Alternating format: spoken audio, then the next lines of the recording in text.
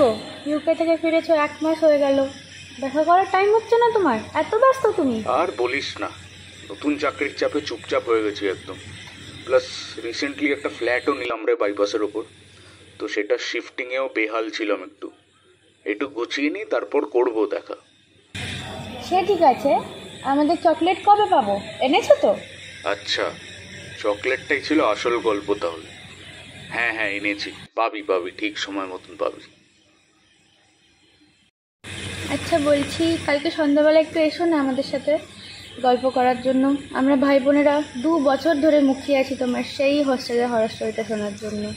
একটু এসো please. O yes, ওটা কি আর ভুলি? কিন্তু আমার যে অফিসে এখন খুব চাপ রে, বুঝতে পারছি না টাইম কখন পাবো, আদৌ পাবো কি না। এসো, ভরসা করি তোমার ওপর, প্লিজ ট্রাই করো একটু। ঠিক আছে, একদম ট্রাই করছি। বাই দ্য ওয়ে, মেনুতে কি থাকবে? জুডোদের কাছে ভুতুরে গল্পের একটা ভালো ভান্ডার আছে, শুনলে বেশ গা ছমছম করে ওঠে। I take everything what Dada says with a pinch of salt. যত সব বুঝলো কি। কিন্তু কোথায়? 8টা বেজে গেছে, এখনো আসবে না নাকি?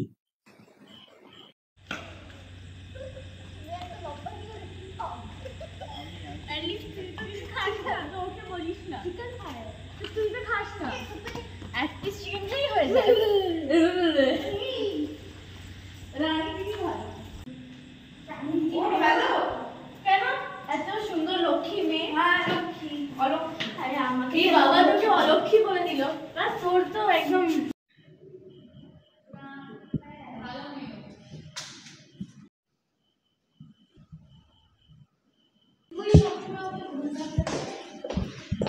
আরে তুমি কখন এলে? ফোন করলে না তো, কখনই বা ঢুকলে? ভয় পাইয়ে দিয়েছ একদম। দ্বিতীয় ডিম একটা। ঢুকলাম তো, তোদের সামনে দিয়েই ঢুকলাম, খেয়াল করিসনি হয়তো। ও তাই হবে হয়তো, খেয়াল করিনি। যাই হোক, good to see after so long. দাঁড়া, বৃষ্টিতে পুরো ভিজে আছি, একটু শুকিয়ে যাক। হাঁকটা না হয় স্ট্যান্ড বাইতে রাখ।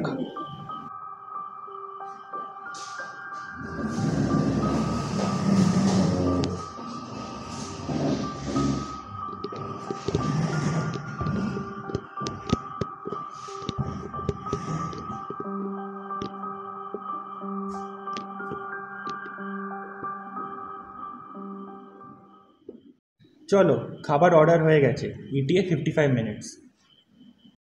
গ্রেট। আচ্ছা তোমার এবার শোনাও তো গ্র্যাজুয়েশনের হরর স্টোরিটা। None of them believe in the paranormal, আর আমি করি বলে আমাকে নিয়ে মজা করে। করাও তো আজকে ওদের ভূতে বিশ্বাস। And here we go again. বেশ, তাহলে শুরু করছি। 2018-তে যখন আমি হোস্টেলে গেলাম নাগপুরে, সেখানে যেতেই সবচেয়ে আগে সিনিয়ররা একটা গল্প আমাদের শোনালো। সেটা হচ্ছে ধীরজ আর মানবের গল্প। একদিন রাত্রিবেলা ওদের সবার সঙ্গে বসলাম, তখন পুরো ঘটনাটা জানতে পারলাম। ওরা যেই বছর ঢুকলো কলেজে, সেই বছর ধীরজ বলে একটি ছেলে, সে দলিত ছিল, আর তার একটা ডিফর্মিটিও ছিল। তার একটা হাত ছোট আর একটা হাত বড়। ছেলেটা এমনিতে খুবই ভালো, কিন্তু লোকের সঙ্গে বিশেষ মিশত না, আর স্কলারশিপে পড়তো। আর তার একটা বিশাল অভ্যাস ছিল, সেটা হচ্ছে বই পড়া। তাকে যখনই কলেজ ক্যাম্পাসে দেখা যেত, হয় সে বই পড়ছে আর কিছু না কিছু পড়ছে। এরকম সবার থেকে আলুফ থাকলেও ধীরাজকে সবাই খুব পছন্দ করত, কারণ ছেলেটা খুব ভদ্র। যখনই ফ্রি টাইম পেত, হস্টেলের লবির সামনে একটা পুকুর ছিল, সেখানে একটা মার্বেলের বেঞ্চ ছিল। ফ্রি টাইমে ওখানেই ওকে দেখা যেত বইপত্র পড়তে। অনেকেই দেখেছে তাকে এরমভাবে। তবে শান্তশিষ্ট হলেও তাকে এরম ভাবার কোনো কারণ নেই, কারণ সে একজন দলিত অ্যাক্টিভিস্টও ছিল। তার গ্রামে যখনই মহিলাদের বিরুদ্ধে কিছু হতো উঁচু জাতিদের দ্বারা, তখন সে সেগুলোর বিরুদ্ধে রুখে দাঁড়াতো। এটা ওর একটা সাইড ছিল। ধীরাজকে সবাই পছন্দ করলেও প্যাচে একজন ছিল যে তাকে একদম দু চোখে দেখতে পারত না, মানব বলে একটা ছিল, নাগপুরের এক এমএলএর ছেলে। তার কাছে প্রচুর ঐতিহ্য, প্রচুর পাওয়ার, সব কিছুই ছিল। আর বাবার থেকে যেই জিনিসটা সে আরেকটা পেয়েছে সেটা হচ্ছে দলিতদের প্রতি তার হেট্রেড। এই জিনিসটাই সবসময় ধীরাজের ওপর ঝরে পড়ত মানবের দ্বারা। অনেক সময় আমরা দেখেছি মেসে বা অন্য কোনো কমন জায়গায় হঠাৎ ওদের মধ্যে ঝগড়াঝাটি হয়ে গেল, অকথ্য ভাষায় গালাগালি শুরু করলো মানব ধীরাজকে। ধীরাজ তার শান্ত স্বভাব থাকতে কখনো উল্টে তেমন কিছু বলতো না, বেচারা চুপচাপ হজম করতো সব কিছু। দেখে আমাদের খুবই খারাপ লাগতো। প্রথম সেমেস্টার শেষ হলো, আমরা সবাই বাড়ি গেলাম, আবার ফিরেও গেলাম নাগপুর।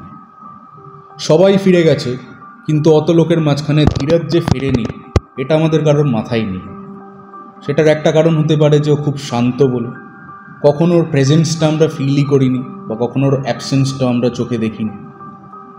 কিন্তু কয়েকদিন পর হঠাৎ করে লোকের কাছে আমরা শুনতে শুরু করলাম যে ধীরাজকে নাকি অদ্ভুত অদ্ভুত সময় অদ্ভুত অদ্ভুত জায়গায় দেখা যাচ্ছে হোস্টেলের। কেউ ওর সঙ্গে গিয়ে কথা তখনও বলেনি, অথচ ধীরাজকে নাকি মাঝে মধ্যেই রাত্রিবেলা, কখনো বিকেলবেলা, কখনো সকালবেলা দেখা যাচ্ছে বিভিন্ন জায়গায়, স্পেশালি ওই বেঞ্চটাতে যেখানেও বসে পড়তো। কিন্তু এগুলো সবই সন্ধ্যের পর হতো। লোকেরা ভাবলো ও যখন কলেজে আসছে ও ক্লাসে আসছে না কেন, ব্যাপারটা কি হলো এখানে।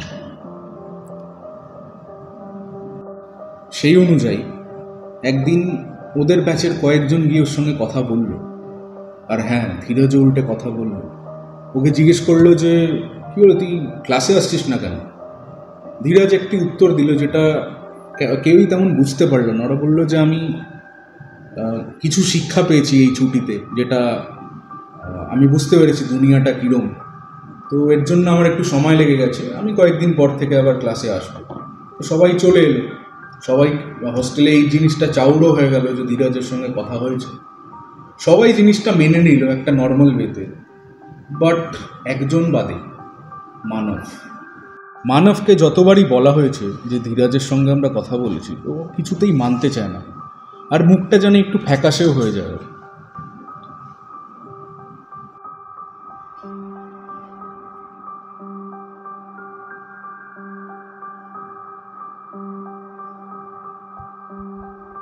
মানব এসে আমাদের কাছে অ্যানাউন্স করলো যে ও বাড়ি যেতে চায়, ওর এখানে ভালো লাগছে না। আমরা ভাবলাম হতে পারে অনেকদিন বাড়ির থেকে দূরে আছে। ধীরাজ আর মানব দুজনেই ছিল ডে স্কলার। ধীরাজ রোজ দিন আসা যাওয়া করতে বটে, বাট মানব হোস্টেলে একটা রুম নিয়ে রেখেছিল। মানব চলে গেল। মানব চলে যাওয়ার পর হঠাৎই আমরা দেখছি ধীরাজও আসা বন্ধ করে দিল। ধীরাজকেও আর দেখা যাচ্ছে না ক্যাম্পাসে কখনো। আমরা মুখিয়েছিলাম যে ও হয়তো এবার ক্লাসে আসবে। কয়েকদিন পর আমরা ওয়ার্ডেনকে গিয়ে ধরলাম যে কেন, ধীরাজের কি হলো। তো ওয়ার্ডেন যেই কথাটা বললো সেটা হচ্ছে যে এরকম ধরনের ছেলেরা পালিয়ে যায় ইউজুয়ালি। কথাটা শুনতে খারাপ লেগেছে, কিন্তু আমরা এটাও বুঝতাম যে ধীরাজ খুব গরিব একটা বাড়ির ছেলে। স্কলারশিপে হয়তো পুরো খরচাটাও ওঠে না পড়াশোনার, হতেই পারেও চলে গেছে। আমরা একদিন হঠাৎ কয়েকজন দলবল মিলে গিয়ে প্রিন্সিপালের রুমে গেলাম, গিয়ে বললাম যে ধীরাজ আসছে না কেন। প্রিন্সিপাল বললেন যে আমাদের মনে হয় ওর বাড়ির লোকের সঙ্গে যোগাযোগ করা উচিত। তো প্রিন্সিপাল আমাদেরকে একটা অ্যাড্রেস বের করে দিল ধীরাজের বাড়ির, যেটা নাগপুর থেকে 1 ঘন্টা দূর। প্রথমে আমরা ফোন করলাম, ফোন কেউ ধরল না ওদের বাড়িতে। পরদিন সকালেই আমরা কয়েকজন বেরিয়ে গেলাম ধীরাজের বাড়ির উদ্দেশ্যে। সেখানে গিয়ে একজন ভদ্রলোকের সঙ্গে দেখা হলো, খুবই গরিব। মুখের আদলটা দেখেই বুঝতে পারলাম উনি ধীরাজের বাবা। সঙ্গে ওনার মাও ছিলেন। যেটা ওনারা বললেন সেটা শুনে আমরা আশ্চর্যই হলাম। বরঞ্চ ওনারা বললেন যে ধীরাজ নাকি সেমেস্টার ব্রেকের সময় এমএলএর চালানো বা এমএলএর লোকেদের চালানো একটা হিউম্যান ট্রাফিকিং র্যাকেট বাস্ট করে দিয়েছিল। সেই ঘটনার পরদিন ওর কোর্টে যাওয়ার কথা ছিল উইটনেস হিসেবে, বাট তারপর থেকে ওকে আর পাওয়া যায়নি খুঁজে। কয়েকদিন আগে ওদের বাড়িতে নাকি কে একজন নোট দিয়ে গেছে যে তোমাদের ছেলের কোনো একটা ক্ষতি এমএলএর লোকজনই করে দিয়েছে। এই তথ্যটা জেনে আমরা সবাই হোস্টেলে ফিরে এলাম। আমরা বুঝতে পারছিলাম যে নিশ্চয়ই মানবের বাড়ির লোকেদের এটার সঙ্গে কিছু জড়িত আছে কোনোভাবে। মানবকে আমরা হোস্টেলে ফিরে দেখলাম যে একদমই রিফ্রেশড একটা ওয়েতে বাড়ি থেকে ফিরে এসছে, যেন ওর জীবনে কোনো চিন্তাই নেই। সবার সঙ্গে মিশছে, হাসছে, খেলছে, গল্প করছে, কোনো ব্যাপারই না যেন। আমাদের কোথায় জানি একটা সংশয় হলো যে নিশ্চয়ই মানব কিছু করেছে, জড়িত আছে, কিন্তু আমরা ওর পাওয়ার বুঝতে পেরেছি, আর এর জন্য আমরা ওর মুখের ওপর কেউ কিছু বলিনি। পরদিন সকালে আমরা সবাই কলেজ গেলাম। কলেজ থেকে ফিরে এসে রেস্ট নিচ্ছি, এমন সময় বাইরে খুব দাপাদাপি হই হল্লার আওয়াজ। মানব নাকি গত 8 ঘন্টা ধরে নিজের দরজাই খোলেনি। এটা মানবের এক বন্ধু, সে দরজা অনেকক্ষণ ধরে পিটিয়েছে, তারপরে সে আমাদের জানিয়েছে। সবাই গেলাম, ওয়ার্ডেনের রুম থেকে মাস্টার কি নিয়ে ওর ঘর খোলা হলো। দেখলাম মানব মাটিতে পড়ে আছে, চোখ বিস্ফারিত সিলিংয়ের দিকে তাকিয়ে, যেন ভয়ানক কিছু একটা দেখেছে। হোস্টেলের যে ডক্টর, সে তখন এলো ওকে চেক আপ করতে। আনফর্চুনেটলি মানব তখন আর বেঁচে নেই। যা হয়েছে গত 8 ঘন্টার মধ্যেই ওর সঙ্গে হয়েছে। সবাই এই জিনিসটা নিয়ে খুবই ডিস্টার্বড। মানবের বিশাল বড় একটা শ্রাদ্ধ অনুষ্ঠান হলো, বড় বড় কিছু নেতা, বড় বড় কিছু স্টেট হেডস, ওরা সবাই এসেছিল ওখানে।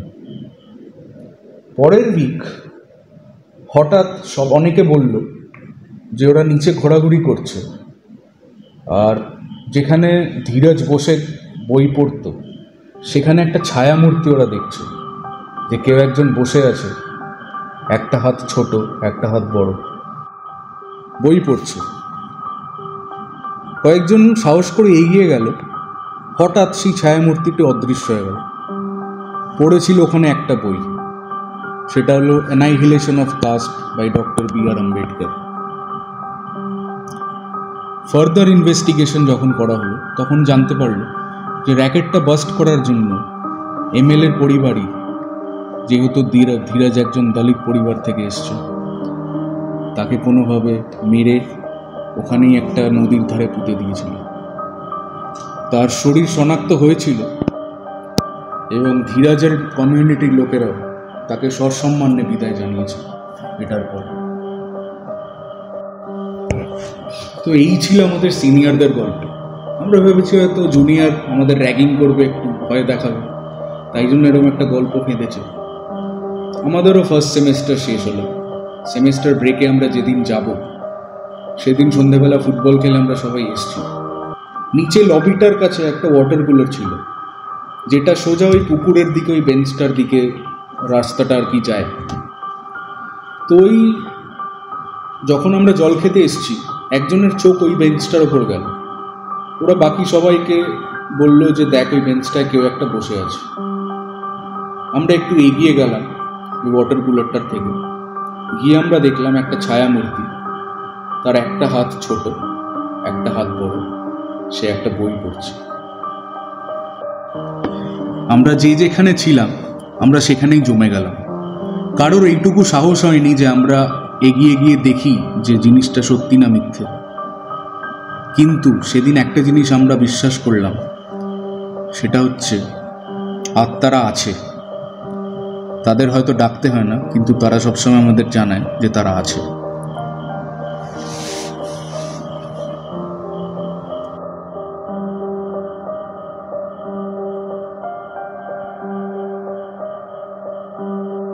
এই টেম্পারেচারটা বাড়াতো।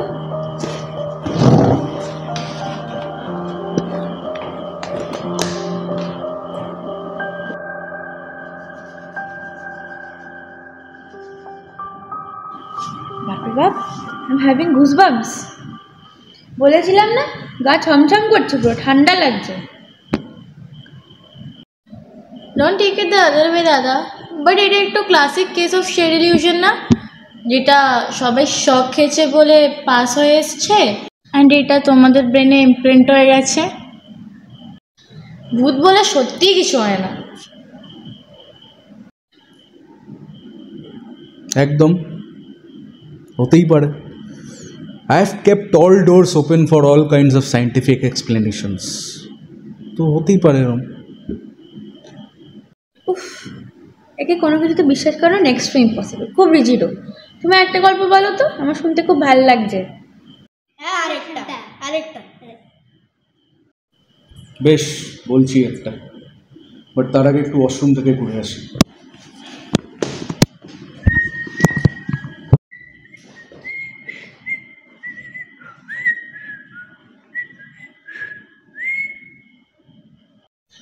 খাবারটা অলমোস্ট শেষ হয়ে গেছে, আর 10 মিনিট। বাই দ্য ওয়ে, আজকে দাদাকে একটু ডিফারেন্ট মনে হলো না? মানে একটা অন্য রকমের একটা কাম। তোরা বেশি বাড়াবাড়ি করছিস এবার, তোরা সব কিছুকে এত কমপ্লিকেট করে ফেলিস। Sorry, never mind.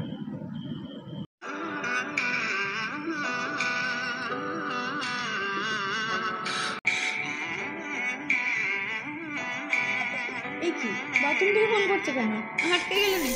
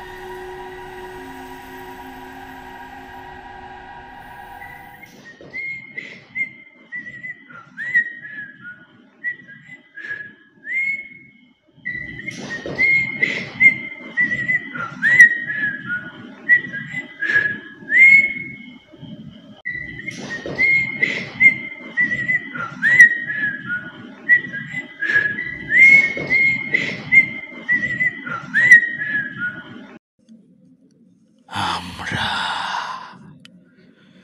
আছি।